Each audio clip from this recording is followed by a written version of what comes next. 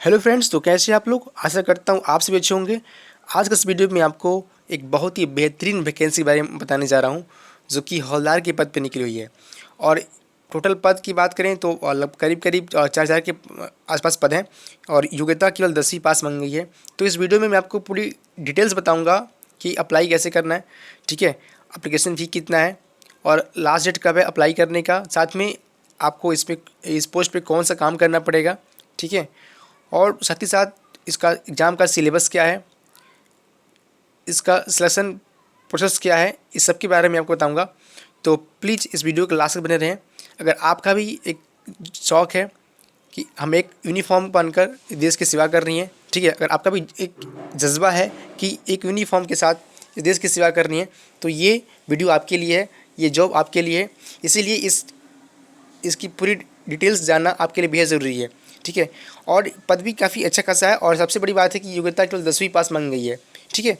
तो इस वीडियो में आपको पूरी कंप्लीट जानकारी दूंगा इस वैकेंसी के रिगार्डिंग।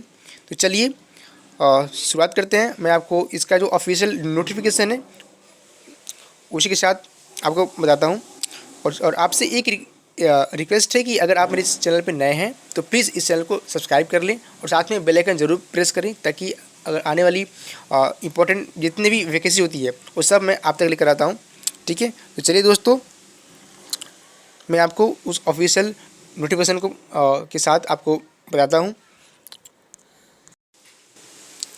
आपका जो हवलदार का पोस्ट होगा उसमें ये जैसे स्टेट पुलिस की वर्दी होती है सेम उसी तरह का होगा, ठीक है। और इसमें आपको डिपार्टमेंट भी काफ़ी सारे हैं। जैसे इंडिया में 91 डिपार्टमेंट हैं जिस विभाग से ये वैकेंसी निकली है, ठीक है। जैसे आपका भी ये इसमें मिल सकता है या आपकी यूनिफॉर्म इंडियन नेवी की तरफ मिल सकती है। मतलब आपको एक डिफेंस में जो एक सर्विस होती है उस तरह की आपकी फीलिंग्स आएगी। तो ये सारे डिपार्टमेंट हैं, बहुत सारे इंडिया में 91 डिपार्टमेंट हैं। तो उसमें आपकी टोटल इसका ब्रांच है, तो उसमें आपकी कहीं भी आपकी पोस्ट हो सकती है, ठीक है। तो काफ़ी अच्छा एक चीज़ है जिसमें आपका एक यूनिफॉर्म के साथ सर्विस करने का मौका मिलेगा। और चलिए, तो इसका सबसे मैं बात करूं तो आप जब इसका अप्लाई करेंगे तो इसका जो अप्लाई करने के लिए जो ऐसे अभी जो फॉर्म निकला हुआ है SSC MTS का, उसके साथ ही इसका भी अप्लाई करना है, ठीक है। और दोनों का एग्ज़ाम कॉमन होगा, एग्ज़ाम एक ही होगा। और इसमें जब आप अप्लाई करेंगे तो आपको प्रीफ्रेंस मांगा जाएगा। प्रीफ्रेंस के मीन्स कि आपको प्रीफ्रेंस देना पड़ेगा कि आप MTS के अप्लाई करेंगे और सेकंड नंबर पे आप हवलदार को, मतलब आपको अपना प्रीफ्रेंस भरना है। और प्रीफ्रेंस फिल करने के बाद आपका जो एग्ज़ाम होगा, तो एग्ज़ाम जो आपका CBT होगा, तो CBT के बाद जो अलग अलग कट ऑफ निकाला जाएगा। MTS के लिए कट ऑफ अलग होगा और आपका हवलदार पोस्ट के लिए कट ऑफ अलग होगा। पोस्ट दोनों का एग्ज़ाम एक ही होगा बट कट ऑफ अलग अलग होगा। और कट ऑफ इसका स्टेट वाइज होगा, इसे प्रत्येक स्टेट के लिए अलग अलग कट ऑफ होगा, ठीक है। तो इसीलिए आप जब भी फॉर्म फिल करें तो इसकी आपको जो पोस्ट प्रेफरेंस है, आप किस स्टेट में अपना जॉब चाहते हैं वो बहुत ही सावधानी से भरें, ठीक है। और तो ये और अप्लाई इसका शुरू हो चुका है, ठीक है दोस्तों, अप्लाई शुरू हो चुका है। और इसका लास्ट डेट अप्लाई करने का कब है, तो वो है 30 अप्रैल। 30 अप्रैल से पहले पहले आपको अप्लाई कर देना है, ठीक है। और इसका जो एग्ज़ाम डेट डिसाइड किया गया है वो कब है, जुलाई 2022 में। चलिए, अब देखिए इसका जो एज लिमिट है, जो अगर आप एज लिमिट बात करूँ तो 1 जनवरी 2022 से इसको काउंट किया जाएगा।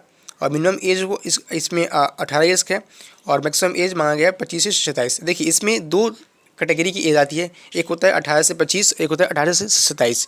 तो यहाँ पे आगे आप पढ़ेंगे, यहाँ पे लिखा हुआ है कि 18 से 25 ईयर्स के जो भी कैंडिडेट हैं, ठीक है, वो MTS के लिए और हवलदार के लिए दोनों के लिए अप्लाई कर सकते हैं डिपार्टमेंट ऑफ रेवेन्यू में।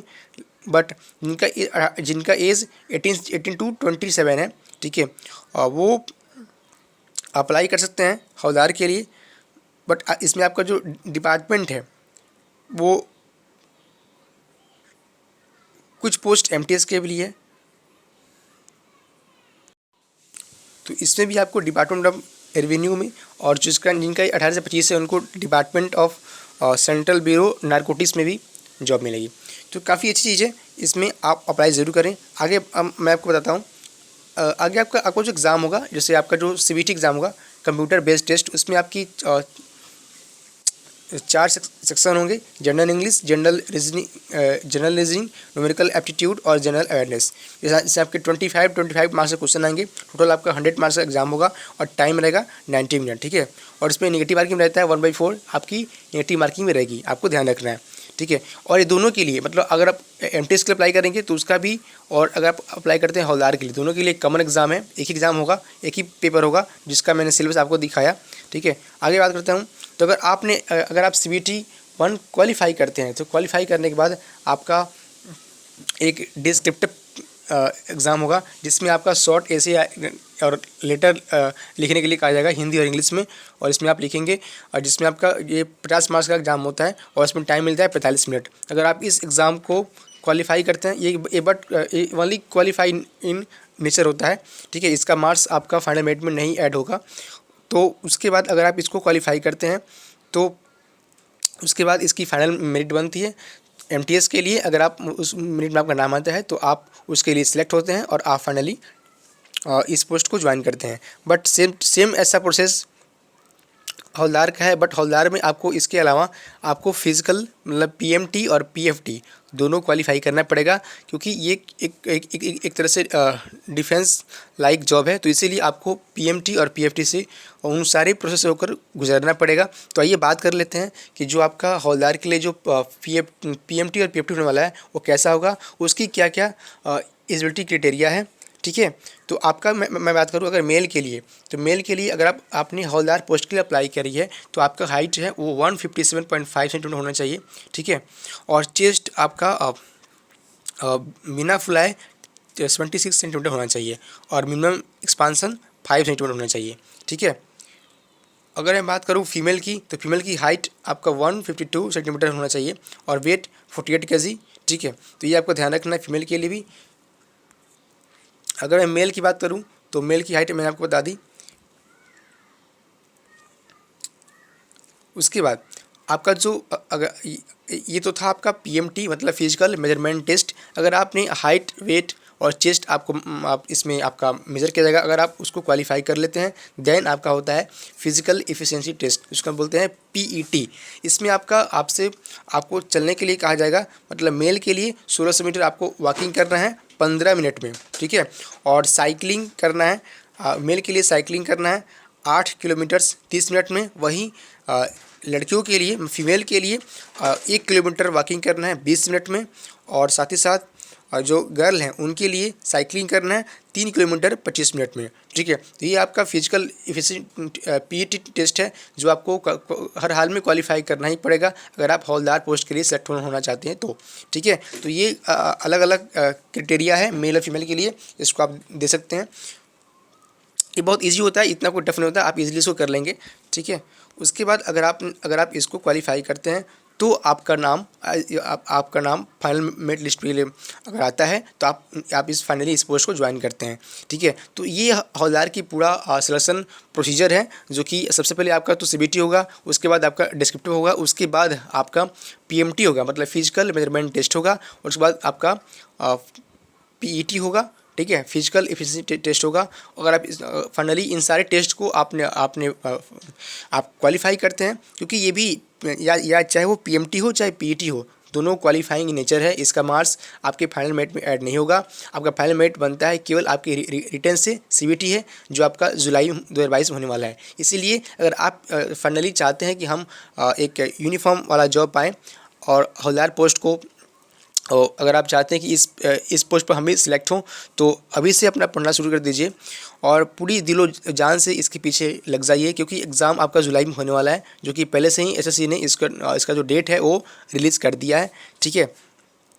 और चूँकि दोनों का साथ में हो रहा है तो एक बहुत अच्छा मौका है, आपका प्रेफरेंस चूँकि आप दोनों देंगे और दोनों की कटअप अलग जाएगी। तो अगर एमटीएस में आपका मार्क्स कम भी आता है तो आप फाइनली जो है हवलदार के लिए तो सिलेक्ट हो ही जाएंगे। इसीलिए अगर आपकी तैयारी काफ़ी अच्छी रहेगी तो दोनों पोस्ट में से कोई ना कोई आपको मिल ही जाएगा, ठीक है।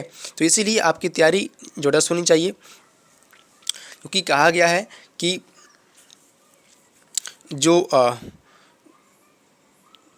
जो आग लगा दे पानी में जवानी उसे कहते हैं, और जो छीन ले सिलेक्शन कहानी उसे कहते हैं। इसीलिए दोस्तों आपको इस इस जॉब के लिए पूरे दिन रात एक करना है, ठीक है। तो ये कुछ इंपॉर्टेंट जानकारी थी जो मैंने आपको इस वीडियो के माध्यम से बताया और इस वैकेंसी के बारे में बताया। अगर इससे रिलेटेड कुछ और डाउट रह गया है तो आप हमें कमेंट करें, मैं उसका रिप्लाई करूँगा।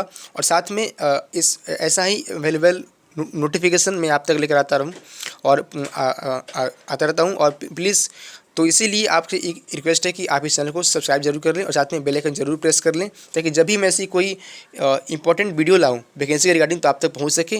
और आप इसका क्योंकि वीडियो बनाकर एक डिटेल्स में उन सारी चीज़ों को समझाना एक बहुत बड़ी चीज़ है। और मेरा हमेशा से ये रहता है कि आप तक रियल इन्फॉर्मेशन पहुँचे और आप भी एक गवर्नमेंट जॉब के हकदार बने, ठीक है। तो चलिए मिलते हैं नेक्स्ट वीडियो में, तब तक पढ़ते रहिए, एंजॉय करते रहिए और यूनिफॉर्म का जो सपना है उसे पूरा कीजिए। धन्यवाद।